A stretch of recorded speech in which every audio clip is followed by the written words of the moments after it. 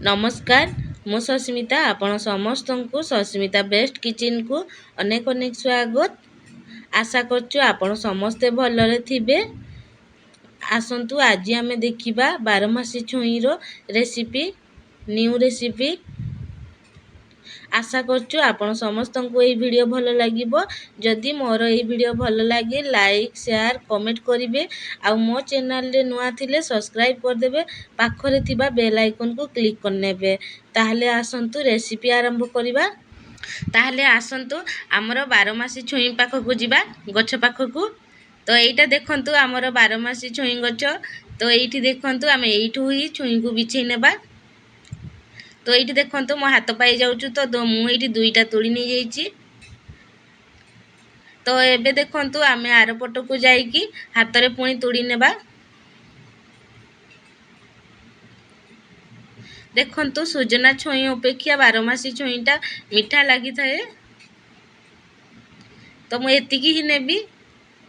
एबे आसंतु गोटे जगार आम पानी नेबा आउ सुजना छुई को काटी नेबा।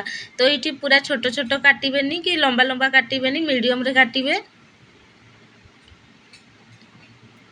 तार चोपा को काढ़ी नेबे। तो देखंतु एठी मु को प्रोसेस रे काटुचु। तो आपण माने सेही प्रोसेस रे काटी नेबे।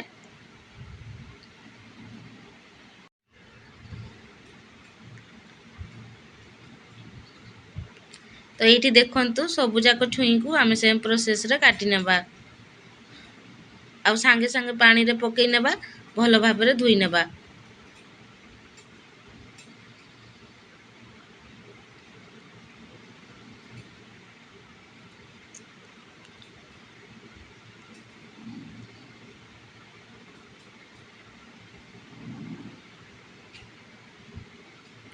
तो ये देखंतु मु सबु जाक काटी नैची आ तार चोपा केमती काढ़ी नैची। ये देखंतु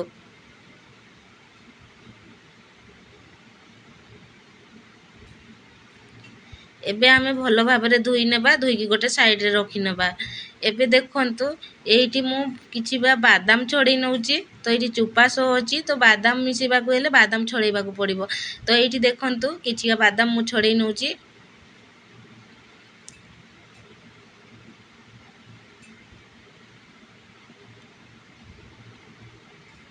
तो ये देखंतु मु बादाम सबु जाक को छड़े नैची आ पानी रे ताको बतरे नउची। कहीं ना ए सब को ग्राइंडर करा हबो। तो ये देखंतु रसुण अदा रसुण को मु भलो भाबरे छड़े नैची आ अदा को छोट छोट करी काटी नैची। एबे सेथिरे आमे जीरा दे देबा गोटा जीरा। तो ये देखंतु मु गोटा जीरा दे देइची आ एबे आमे प्याज को काटी नेबा। ये देखंतु गोटे मीडियम साइज रो टमाटो को मु काटी नैची। सबु को ग्राइंडर करा हबो। तो ये देखंतु प्याज को मु 3टी प्याज काटी नैची। तो मसला देखि नेले एबे आसंतु आमे करेई बसई नेबा।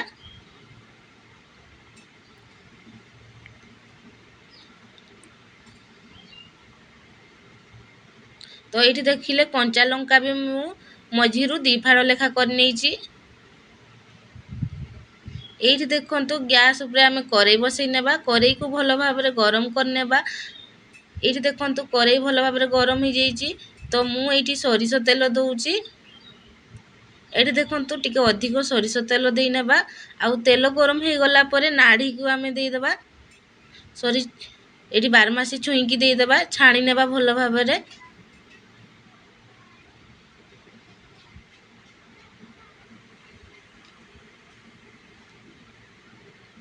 तो ये देखंतु मु ये पूरा पूरी तेल रे ही पूरा भलो भाबरे छाणी नैची। ताकू काढ़ी नेबा गोटे जगह रे। आ सेही तेल रे आ अल्प टिके तेल देई नेबा। आ भलो भाबरे गरम कर नेबा। तो ये मु अल्प टिके चीनी पकई देइची। तो आपण चाहिले पकईबे नहले नाही। तो एबे आमे सेटिरे तेज पत्र पकई देबा। आउ बाटी की आनी थिबा प्याज को देई देबा। प्याज को आमे भलो भाबरे भाजी नेबा। ये देखंतु मु जो कंचा लंका को काटी रखी 3-4टा ताकू देई नेबा। ताकू भी भलो भाबरे भाजी नेबा।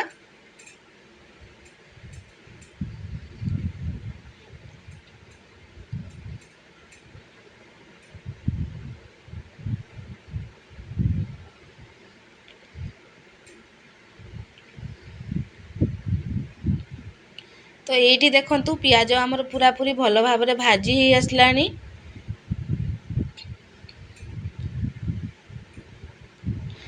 अदा रसुण जीरा पेस्ट को देदेबा आउ भल भाव में चलई नेबा भाजी नेबा मसला को।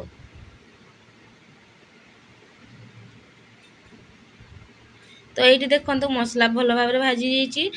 एबे मु जो गोटे टमाटो को रखी थी काटिकी ताकू एबे आमे ग्राइंडर करी आनची आ ताकू भी देई नेबा आ भल भाव में मसला को आमे आउ थरे कसी नेबा। तो अल्प टिके पानी दे देबा मसला तले न लागिबा पई।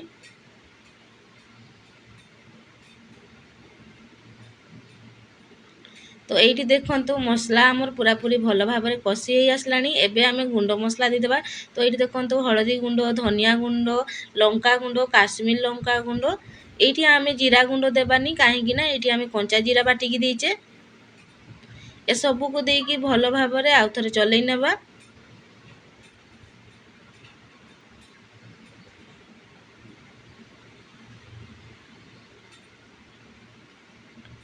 तो ये देखु मसला आमर पूरा पूरी कषि हो आसला।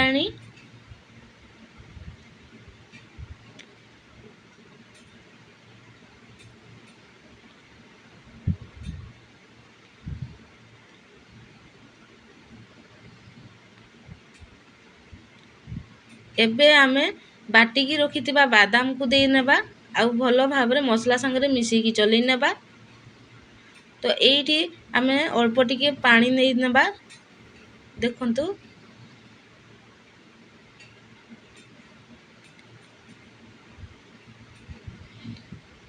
ये आमे बादाम देइथिबा बादाम को भी मसला संगे भल भाव में कषि नेबा।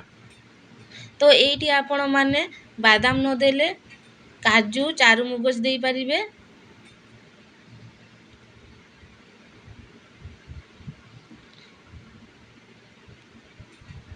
ये स्वाद अनुसार लुण दे देबा आ भल भाव में कषि नेबा।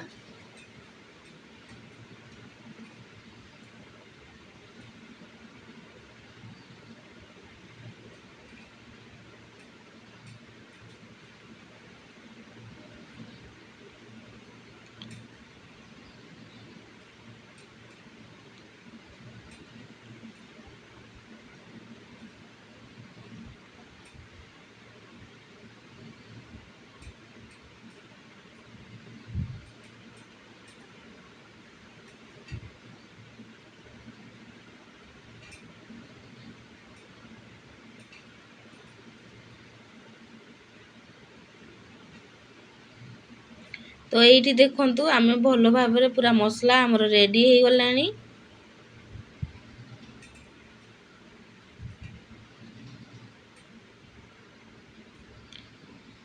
एबे ये आमे अल्प टिके खाली पानी दे देबा कहीं मसला जो आमर कषि हो गलानी तो तड़े न लागिबा पई ये खाली अल्प टिके पानी दे देबा आ भल भाव में फुटीबा को छाड़ देबा।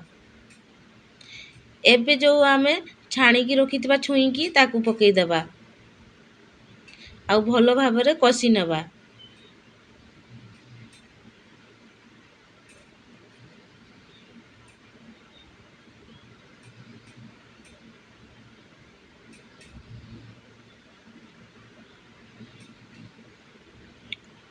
तो ये देखंतु कषिबा पई ये टिके रखि नेबा। ये खाली एपट सेपट करके चलई नेबा ये ढांकुणी मारिबानी सेमती कषिबा।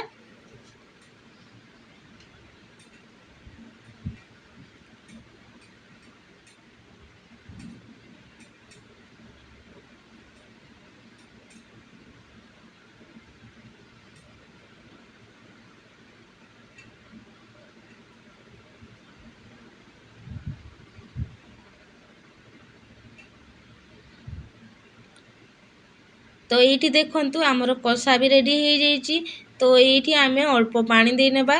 तो ये देखंतु पानी आपन को झोल अनुसार देबे किंतु ये झोलर बेसी आवश्यकता नाइनी। ये जेमिति कषा कषा रहिबो तरकारी से अनुसार पानी देबे।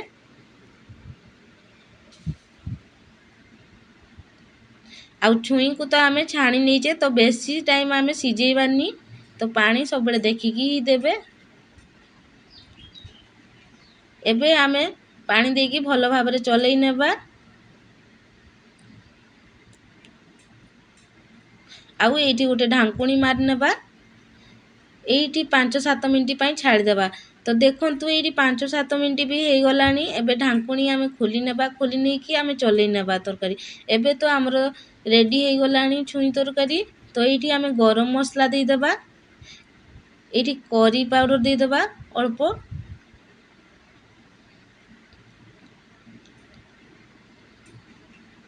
ଏବେ ଆମେ କାଟିକି ରଖିଥିବା ଧନିଆ ପତ୍ରକୁ ଦେଇନେବା।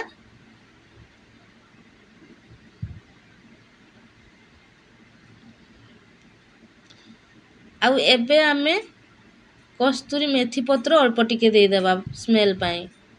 ଏସବୁକୁ ଦେଇକି ଭଲ ଭାବରେ ଚଲେଇ ନେବା। ଆଉ ଗ୍ୟାସ୍କୁ ଏଇଠି ବନ୍ଦ କରିନେବା। ଏବେ ଆମର ରେଡ଼ି ହେଇଯାଇଛି ବାରମାସୀ ଛୁଇଁ ତରକାରୀ। ତ ମୋ ରେସିପି କେମିତି ଲାଗିଲା? ଯଦି ମୋର ଏହି ରେସିପି ଆପଣ ସମସ୍ତଙ୍କୁ ଭଲ ଲାଗେ ତାହେଲେ ଲାଇକ୍, ସେୟାର, କମେଣ୍ଟ କରିବେ। ଆଉ ମୋ ଚ୍ୟାନେଲରେ ନୂଆ ଥିଲେ ସବସ୍କ୍ରାଇବ୍ କରିଦେବେ। ପାଖରେ ଥିବା ବେଲ୍ ଆଇକନ୍କୁ କ୍ଲିକ୍ କରିନେବେ। ଆଉ ମୋ ପ୍ରୋସେସ୍ରେ ଏମିତି ରେସିପି ଥରେ ନିହାତି କରନ୍ତୁ। ସେ ବାରମାସୀ ଛୁଇଁ ହେଇଥାଉ ତ ସଜନା ଛୁଇଁ ହେଇଥାଉ। ତ ରହିଲି, ନମସ୍କାର, ଜୟ ଜଗନ୍ନାଥ।